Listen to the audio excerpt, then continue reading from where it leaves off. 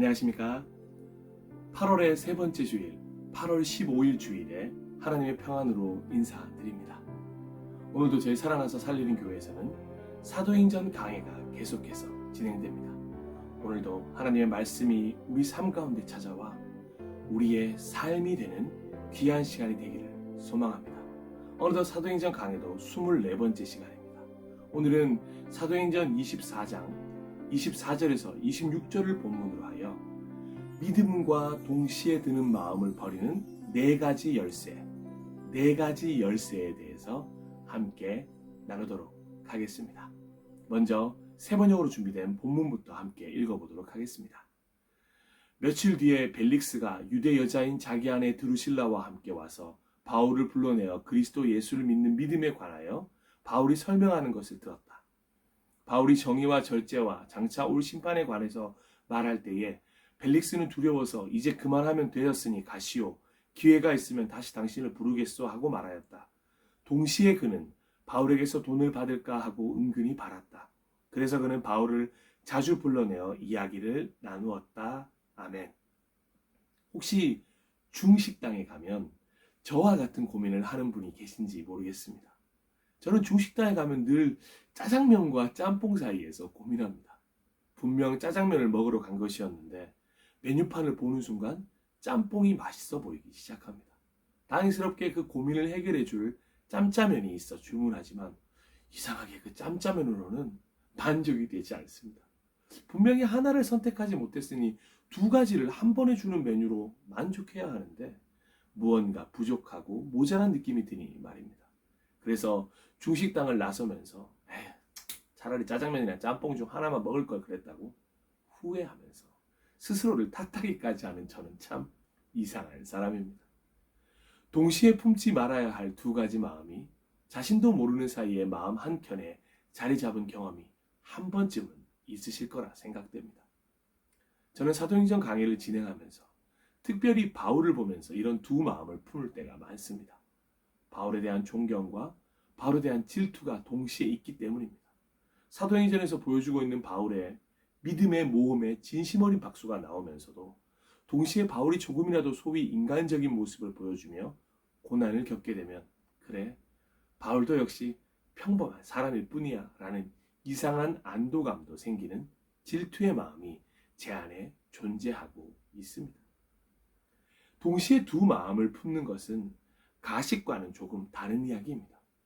일부러 두 마음을 가져야지 생각하는 것이 아니기 때문입니다.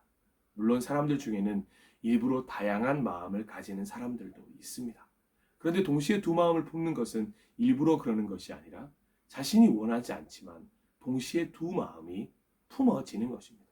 그래서 가식은 분명히 잘못된 것이라고 말할 수 있지만 두 마음이 품어지는 것에 대해서는 잘못이 아니라 자연스러운 것으로 생각하면서 한번 그 실체를 자세히 들여다볼 필요가 있는 것입니다. 바울 역시 이런 자연스러운 고민을 로마서를 통해 드러내기도 하였습니다. 로마서 7장 21절 말씀입니다. 여기에서 나는 법칙 하나를 발견하였습니다. 곧 나는 선을 행하려고 하는데 그러한 나에게 악이 붙어 있다는 것입니다. 아멘. 무엇보다 하나님 앞에서 가식과 두 마음을 품는 것에 대해서 잘 구별할 수 있어야 할 것입니다. 하나님 앞에서 일부러 다른 마음을 품는 가식은 생각할 필요도 없이 취하지도 말아야 할 불신앙이기 때문입니다.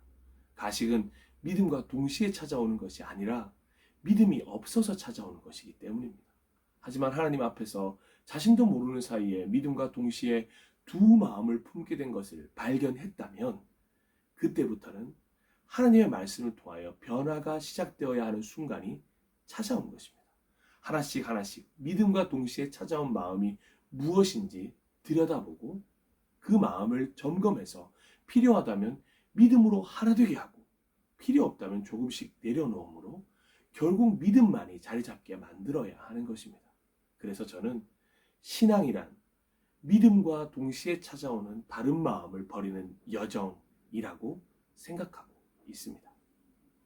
오늘 사도행전 24장 강해를 통하여 이 믿음과 동시에 두 가지 마음을 품었지만 끝까지 믿음으로 해결하지는 못했던 한 사람의 이야기를 함께 나누도록 하겠습니다. 그 사람의 이름은 바로 벨릭스 입니다. 바울은 천부장 글라우디오 루시아의 도움을 받아 벨릭스 총독 앞에 안전하게 설 수 있게 되었습니다. 그리고 벨릭스 총독은 바울을 감옥이 아닌 헤롯궁에 가두고 지키라는 특별한 혜택을 허락하게 됩니다.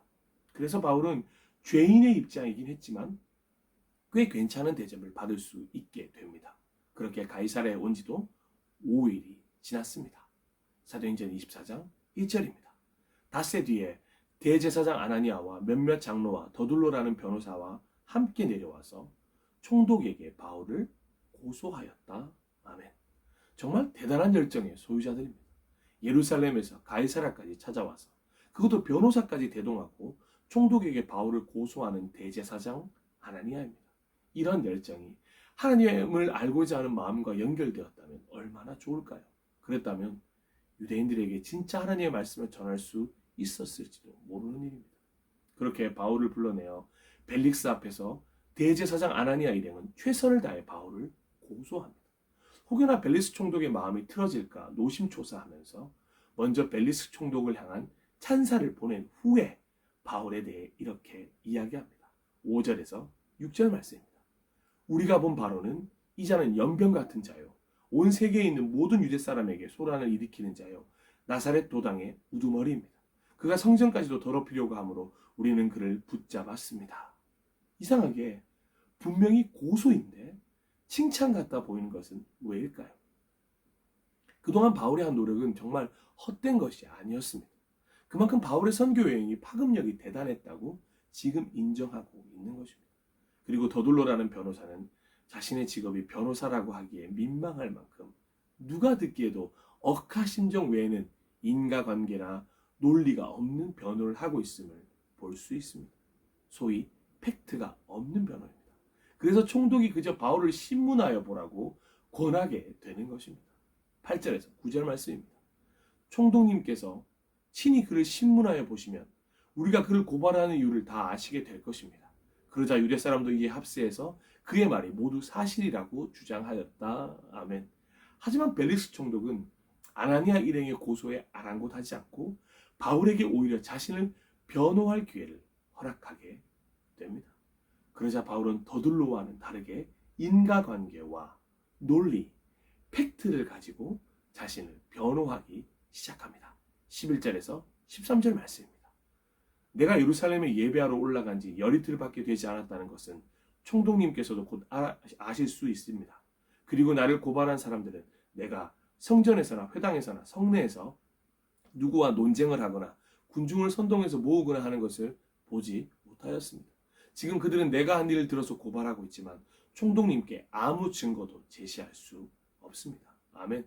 그리고 이 말에 이어 바울의 솔직담백하고 멋진 신앙 고백을 들어볼 수 있게 됩니다. 이 순간 이 바울의 변호가 벨릭스 총독의 마음을 움직였을 것입니다. 그리고 아나니아 일행의 코를 납작하게 해주었을 것입니다. 바울의 고백을 자세히 한번 들여다보겠습니다. 먼저 14절입니다. 그러나 나는 총독님께 이 사실을 고백합니다. 그것은 내가 그들이 이단이라고 하는 그 도를 따라 우리 조상의 하나님을 섬기고 율법과 예언서에 기록되어 있는 모든 것을 믿는다는 사실입니다. 아멘. 첫째, 바울은 가장 먼저 유대인들이 이단이라고 하는 그 도를 따라 유대인 조상의 하나님을 섬기고 율법과 예언서에 기록되어 있는 모든 것을 믿는다고 고백합니다. 바리새파나 사두개파나 다른 유대인들처럼 자신들이 믿고 싶은 말씀만 골라서 믿는 것이 아니라는 것을 우회적으로 밝히고 있습니다.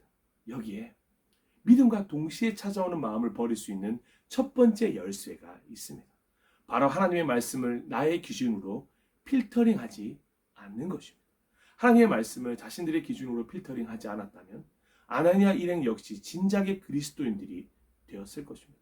그들은 자신의 기준으로 하나님의 말씀을 자신들의 필요에 맞게 선택했기 때문에 회칠한 무덤이 되어 있는 것입니다. 예수님이 그들을 향해 이미 이렇게 말씀하셨습니다. 마태복음 23장 27절에서 28절 말씀입니다. 율법학자들과 바리새파 사람들아, 위선자들아, 너희에게 화가 있다. 너희는 회칠한 무덤과 같기 때문이다. 그것은 겉으로는 아름답게 보이지만 그 안에는 죽은 사람의 뼈와 온갖 더러운 것이 가득하다. 이와 같이 너희도 겉으로는 사람에게 의롭게 보이지만 속에는 위선과 불법이 가득하다. 아멘. 하나님의 말씀 그대로 받아들일 수 있는 마음만 존재하면 좋겠지만 믿음과 동시에 말씀에 대한 거부감도 찾아올 때가 있습니다. 그렇다면 믿음을 필터 삼아 거부감을 걷어내는 노력을 해야 하는 것입니다. 반대로 나의 거부감을 존중하며 하나님의 말씀을 필터링해 버리는 것은 반드시 경계해야 할 것입니다. 벨리스 총독 앞에서의 신앙 고백 두 번째는 바울은 자신을 고발하는 사람들과 마찬가지로 하나님께 소망을 두고 있다는 고백을 합니다.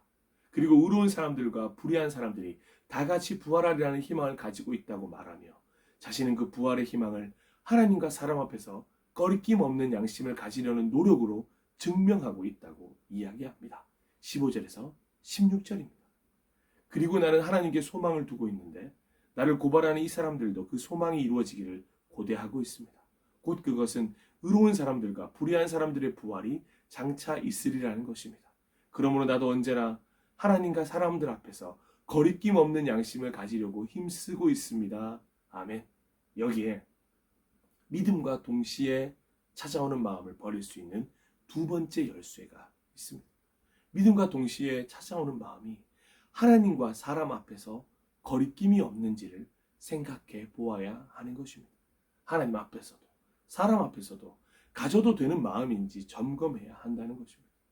믿음과 동시에 유지해도 되는 마음이라면 하나님과 사람 앞에서 조금의 거리낌도 없을 것입니다. 하지만 하나님과 사람 앞에서 조금이라도 거리낌이 생기는 마음이라면 버려야 하는 것입니다. 그것이 하나님으로부터 부여받은 선한 양심입니다. 바울은 하나님 앞에서 뿐만 아니라 사람들 앞에서도 늘 동일한 마음으로 살려고 노력했던 사람입니다. 그래서 지금 벨릭스 총독 앞에서도 아니 그 누구의 앞에서도 그는 변함없는 모습을 보일 수 있는 것입니다. 하지만 아나니아 일행은 어떻습니까? 그들은 하나님보다 사람을 의식합니다. 하나님 앞에서는 거리낌이 있어도 되지만 사람들 앞에서 거리낌이 생기지 않도록 하기 위해 사람들에게 잘 보이고자 노력합니다. 예수님은 이미 마태복음 6장에서 3번씩이나 사람에게 보이려고 행동하지 말라고 말씀하셨다는 것을 우리는 잊지 말아야 할 것입니다. 먼저 마태복음 6장 1절입니다. 너희는 사람들에게 보이려고 일부러 선한 일을 하지 않도록 조심하라. 그렇지 않으면 너희가 하늘에 계신 너희 아버지에게서 상을 받지 못한다. 6장 5절입니다. 또 너희는 기도할 때에 외식하는 자와 같이 하지 말라. 그들은 사람에게 보이려고 회당과 큰 거리 어귀에 서서 기도하기를 좋아하느니라. 내가 진실로 너희에게 이르노니 그들은 자기 상을 이미 받았느니라. 마지막으로 마태복음 6장 16절입니다. 금식할 때에 너희는 외식하는 자들과 같이 슬픈 기색을 보이지 말라. 그들은 금식하는 것을 사람에게 보이려고 얼굴을 흉하게 하느니라. 내가 진실로 너희에게 이르노니 그들은 자기 상을 이미 받았느니라. 그리고 바울 스스로도 언제나 이 마음을 품고 살면서 성도들을 권면했습니다. 에베소서 6장 6절입니다. 사람에게 잘 보이려고 눈가림으로만 섬기지 말고 그리스도의 종답게 진심으로 하나님의 뜻을 실천하십시오. 아멘. 정말 부활의 희망을 품고 살아가는 사람이라면 삶으로 증명할 수 있어야 합니다. 삶으로 증명한다는 것은 하나님 앞에서 또한 사람 앞에서 거리낌이 없는 선한 양심을 가지려는 노력일 것입니다. 간혹 오해하는 분들이 계시는데 그리스도인은 결코 완벽한 존재가 아닙니다. 그리스도인이라면 온전해지고자 삶에서 끊임없이 노력해야 하는 존재라는 것을 바울은 지금 이야기하고 있는 것입니다. 믿음으로 온전해지고자 하는 그 노력이 믿음과 동시에 찾아온 마음을 버릴 수 있는 삶이 되도록 그 노력을 우리에게도 계속 실행해야 할 것입니다. 바로 그것이 하나님 앞에서도 사람 앞에서도 거리낌이 없는 삶입니다. 세 번째 신앙 고백을 통해 바울은 자신이 오늘 이렇게 신문을 받게 된 최종 이유에 대해서 설명합니다. 자신이 죽은 사람들의 부활에 대한 희망을 이야기한 후 이렇게 재판을 받게 되었다는 것입니다. 바리새파와 사두개파 싸움으로 번진 부활 논쟁은 여전히 바울에게 가장 중요한 화두였습니다. 왜냐하면 부활은 성경에 기록된 대로 일어난 것이며 예수 그리스도를 통하여 시작되었기 때문입니다.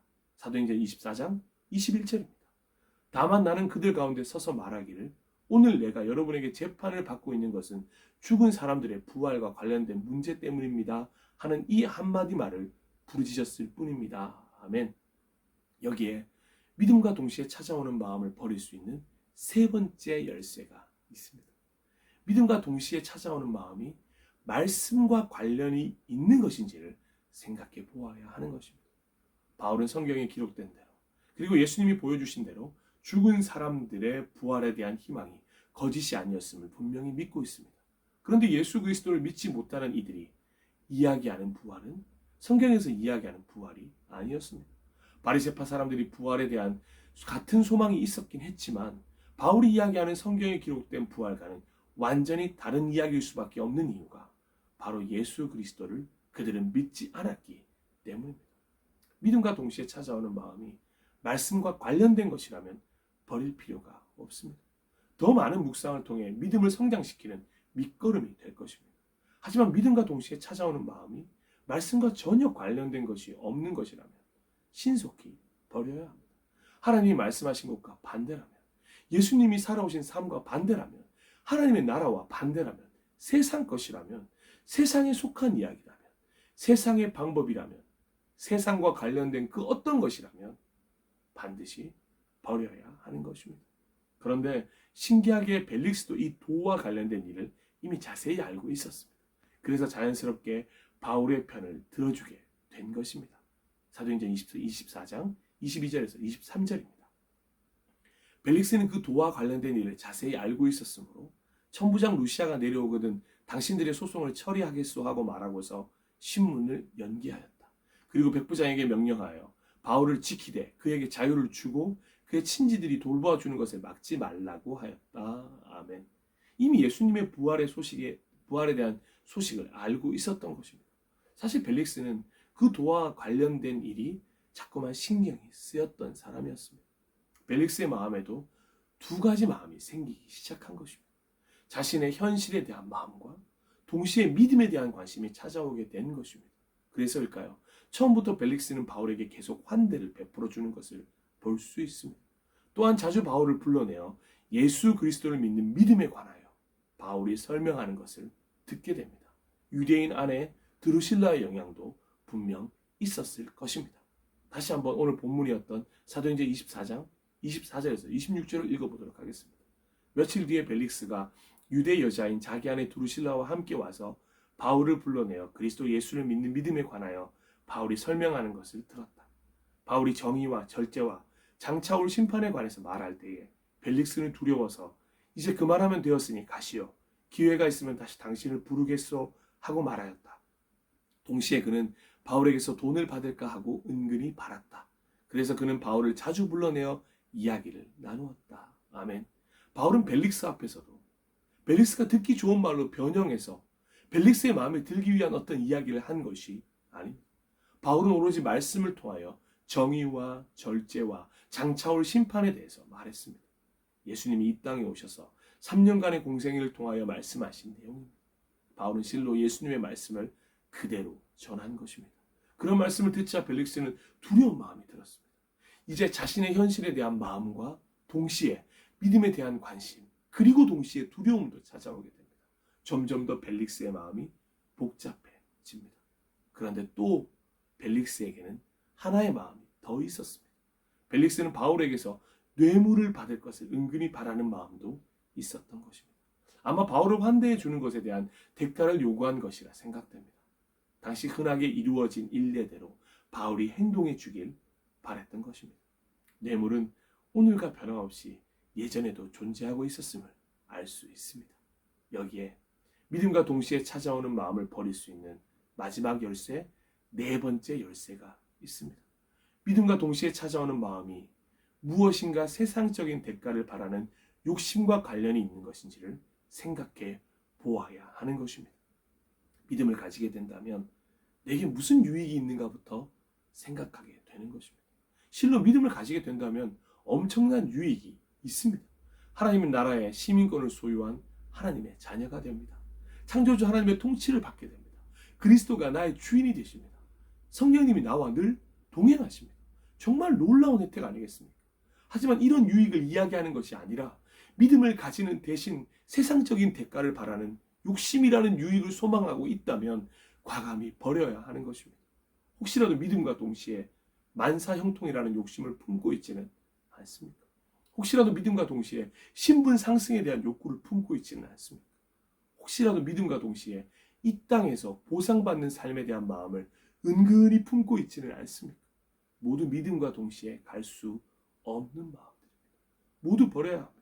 믿음은 결코 만사형통이나 신분 상승, 이 땅에서 보장받는 삶을 보장해주는 프리패스권이 아닙니다. 오히려 고난입니다. 단 절망으로 치닫는 고난이 아니라 영광을 위한 고난입니다. 로마서 8장 17절입니다. 자녀이면 또한 상속자, 곧 하나님의 상속자요. 그리스도와 함께한 상속자니 우리가 그와 함께 영광을 받기 위하여 고난도 함께 받아야 할 것이니라. 아멘. 오히려 신분 하강입니다. 자신을 낮추고 남을 높여야 합니다. 종이 되어야 합니다. 마가복음 10장 44절입니다. 너희 중에 누구든지 으뜸이 되고자 하는 자는 모든 사람의 종이 되어야 하리라. 아멘. 오히려 이 땅에서는 핍박이 있고 저 하늘에서의 보상이 우리를 기다리고 있습니다. 누가복음 6장 22절에서 23절 말씀입니다. 사람들이 너희를 미워하고 인자 때문에 너희를 배척하고 욕하고 너희의 이름을 악하다고 내칠 때에는 너희는 복이 있다. 그날에 기뻐하고 뛰놀아라. 보아라, 하늘에서 받을 너희의 상이 크다. 그들의 조상들이 예언자들에게 이와 같이 행하였다. 아멘. 믿음이 우리에게 주는 유익은 결코 세상의 것이 아닙니다. 믿음과 동시에 세상의 유익을 추구하고자 하는 욕심이 찾아온다면 다 버리고 다 내려놓아야 하는 이유가 바로 그 때문입니다. 요한 2서 1장 8절 말씀도 한번 보시겠습니다. 여러분은 자신을 살펴 우리가 이루어 놓은 것을 잃지 말고 넘치는 하늘의 상을 받도록 하십시오. 아멘. 놀랍게도 벨릭스는 무려 2년이라는 긴 시간 동안 바울과 함께 이런 시간을 보냈습니다. 그러면 믿음만이 남을 만도 한데, 믿음이 생길 만도 한데, 성경은 벨릭스가 믿음과 동시에 찾아온 마음들을 버렸다는 기록을 남기지 않습니다. 벨릭스는 자신의 인생에서 가장 중요한 시기였던 이 2년을 헛되이 보내버리고 말았습니다. 벨릭스는 끝까지 사람들의 시선을 신경 쓰는 걸 버리지 못했고 유대 사람의 환심을 사면서 돌아오는 대가에 대한 욕심을 버리지 못했습니다. 사도행전 24장 27절입니다. 2해가 지난 뒤에 보르기오 베스토가 벨릭스의 후임으로 직책을 맡게 되었다. 그런데 벨릭스는 유대 사람의 환심을 사고자 하여 바울을 가두어둔 채로 내버려 두었다. 아멘. 사도행전 24장 강의를 마무리하겠습니다. 오늘 강의를 시작하면서 이 믿음과 동시에 드는 두 가지 마음을 품었지만 끝까지 해결하지는 못했던 한 사람이 바로 벨릭스라고 말씀드렸습니다. 그런데 그 한 사람이 벨릭스만은 아닌 것 같습니다. 벨릭스를 통해 저를 발견하게 되었기 때문입니다. 그리고 혹시라도 여러분의 모습은 아닙니까? 우리 모두는 벨릭스를 거울 삼아 자기 자신을 들여다볼 수 있어야 할 것입니다. 오늘 사도행전 24장 강의를 통하여 믿음과 동시에 찾아오는 마음을 버릴 수 있는 4가지 열쇠를 함께 나누었습니다. 첫 번째 열쇠는 하나님의 말씀을 나의 기준으로 필터링하지 않는 것입니다. 여러분은 지금 자신의 기준으로 하나님의 말씀을 필터링하고 계시지는 않습니까? 하나님의 말씀 그대로 마음에 안착시키시길 소망합니다. 두 번째 열쇠는 하나님과 사람 앞에서 거리낌이 없는지를 생각해 보아야 하는 것입니다. 하나님 앞에서 거리낌이 없는데 사람 앞에서는 있던지, 사람 앞에서는 거리낌이 없는데 하나님 앞에서는 거리낌이 있다면 지금이 신앙을 정리정돈해야 할 때입니다. 무엇보다 하나님 앞에서 진짜 거리낌이 없어 사람 앞에서도 거리낌이 없는 삶이 되시길 축복합니다. 세 번째 열쇠는 말씀과 관련이 있는 것인지를 생각해 보아야 하는 것입니다. 하나님의 말씀과 관련된 것인지 세상의 방법인지 성령의 열매인지 육체의 열매인지 하나님의 것인지 세상의 것인지 하늘의 것인지 땅의 것인지 하나님의 뜻인지 인간의 생각인지 잘 분별하시길 기대합니다. 마지막 4번째 열쇠는 무엇인가 세상적인 대가를 바라는 욕심과 관련이 있는 것인지를 생각해 보아야 하는 것입니다. 하나님으로부터 오는 상을 사모하셔야 합니다. 세상의 것을 버리지 못하고 하늘에 채워짐을 말할 수 없습니다. 믿음은 대가가 분명합니다. 하지만 세상에서는 결코 찾을 수 없는 대가입니다. 오히려 이 땅에서의 대가가 아닌 하늘에서의 상을 반드시 쟁취하시길 기도해 봅니다. 여기 이 네 가지 열쇠에 대해서 종합적으로 설명해 주는 말씀 한 구절이 있습니다. 히브리서 4장 2절입니다. 그들이나 우리나 기쁜 소식을 들은 것은 마찬가지입니다. 그런데 들은 그 말씀이 그들에게는 아무런 유익이 되지 못하였습니다. 그들은 그 말씀을 듣고서도 그것을 믿음과 결합시키지 않았기 때문입니다. 아멘. 사랑하고 존경하고 축복하는 예배자 여러분, 결국 믿음과 동시에 찾아오는 모든 말씀들 중 오로지 말씀만이 함께 자리 잡아 결합되어 가는 여정이 신앙인 것입니다.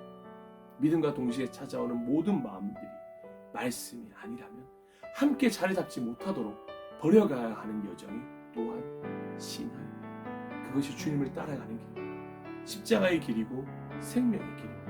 하나님께서 우리가 걸어갔으면 하는 소망하는 길입니다. 축복의 길입니다. 영광의 길입니다. 우리가 함께 이 길을 걸어갔으면 좋겠습니다.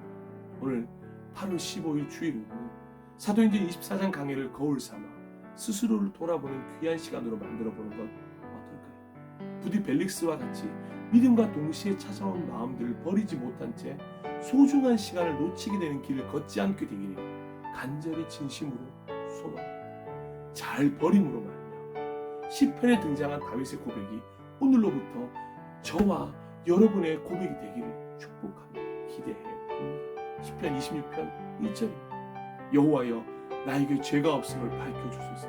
나는 깨끗하게 살아왔습니다. 내가 여호와를 굳게 믿었으며 한 번도 두 마음을 품은 적이 없습니다. 아멘.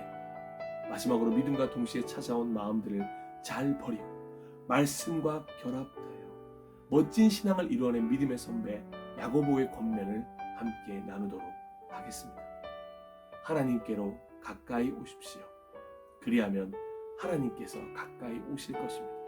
죄인들이여 손을 깨끗이 하십시오. 두 마음을 품은 사람들이여 마음을 순결하게 하십시오. 아멘. 함께 잠시 기도하도록 하겠습니다.